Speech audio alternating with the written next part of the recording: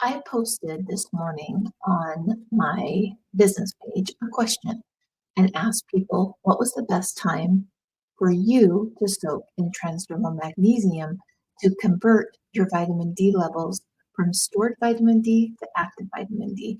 There was a lot of comments, and I want to focus on Catherine's.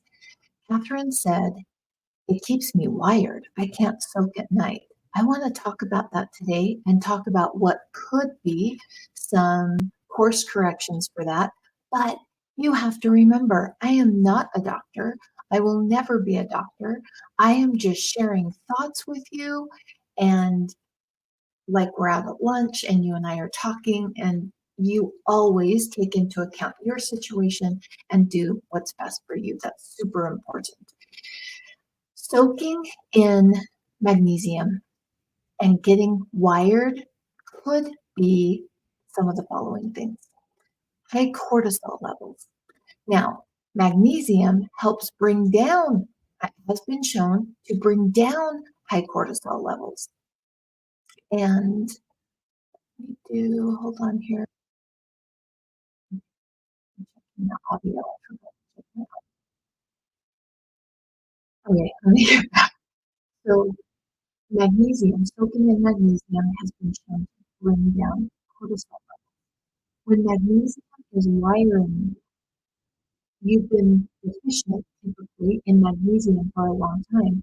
And so your adrenals just kick on and go, oh, I've got all this stuff to do. Oversimplification, but that kind of gives you a picture of what bringing cortisol levels down, you're getting feedback from that magnesium, what your body needs.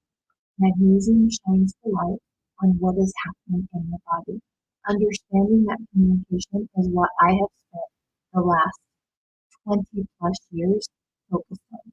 And this is what I've seen among over 10,000 women. That when cortisol levels are high, you need to soak in the morning. If you're getting wired when you soak, we do not want to interrupt sleep at night. I'm all about healthy, restorative sleep, especially now at the stage of hormones that I'm at and menopause. I am incredibly pro sleep. It's even more important to my body now than it was 2 or 3 years ago. It's important to everyone, but you'll see that women who have gone into menopause, it becomes even more important. When magnesium gives you that feedback, there are some things that we can do to speed up that process to get you to the point of stage 3 of magnesium soaking, which is you can soak in magnesium anytime and your body knows what to do with it. To get there, here's some thoughts of things that I've seen work across the board with clients to help bring that magnesium down.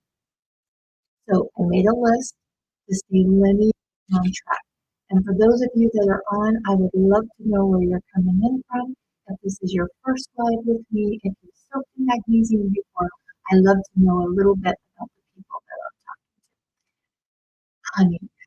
Can we talk about honey? And I'm not talking honey that you buy off of Amazon, honey that you get at the grocery store, because most of that has had all of the good things stripped from it. I'm talking local honey that you buy locally, whether that's at a farmer's market, whether that's next to a neighbor that has hives, whether that's yours.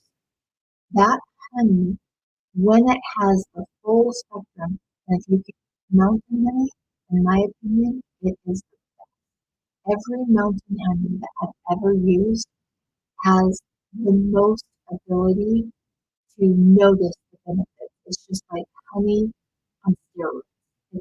Mountain honey is my very favorite if you can get your hands on that. Honey does 2 things. It actually helps the melatonin in your body and helps you access that melatonin at night so you're sleeping more efficiently. And remember, my passion and where I think people should start, where I see the most people having the most benefit of really getting their health back or maintaining their health, is when they're walking, they're getting sunshine, and they're soaking in magnesium. That trifecta has a synergy of nothing that no other combination that I've seen over the last 20 years.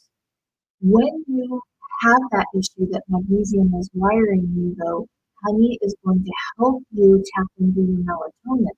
Now, for those of you who are walking, or just if that's not possible, I didn't do it today, that you're getting sunshine in your eyes, that early morning sunshine. Those rays in the first 2 hours of sun, that's what determines how much melatonin you're producing for that night. It's important to produce melatonin, but it's also important to access melatonin. And honey helps you do that. Honey is incredible if it's a good fit for you. It's one of my favorites. Now, another thing that honey does, so think of it as having double edge, that it's helping you bring cortisol levels down, is good honey that has all the benefits and all the properties, and your best chance of getting that is from a local beekeeper.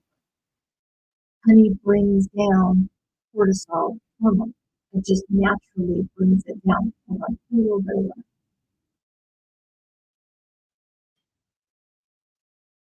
It naturally brings that down. So it's giving you two benefits. Another thing to help adrenals, because that's what's getting you wired when you soak in magnesium, is your adrenals. Oh, is it muffled? Oh, it's muffled. Okay. Mark, if you could help me. We've been messing with audio all morning trying to get this. My audio issues, is that better? Do I need to be that close to the mic? And Lark, if you could give me feedback on that, that would be amazing. So I'm hoping maybe that's better. Maybe this is better. Do I need to be right on top of it? And I am so grateful for any feedback on that. It's better, but it's still not great. Okay, I'm right here. I am going to hop off.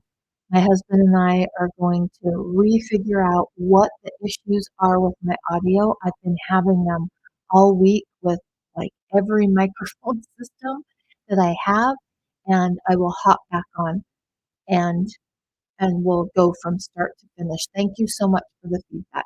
Bye bye.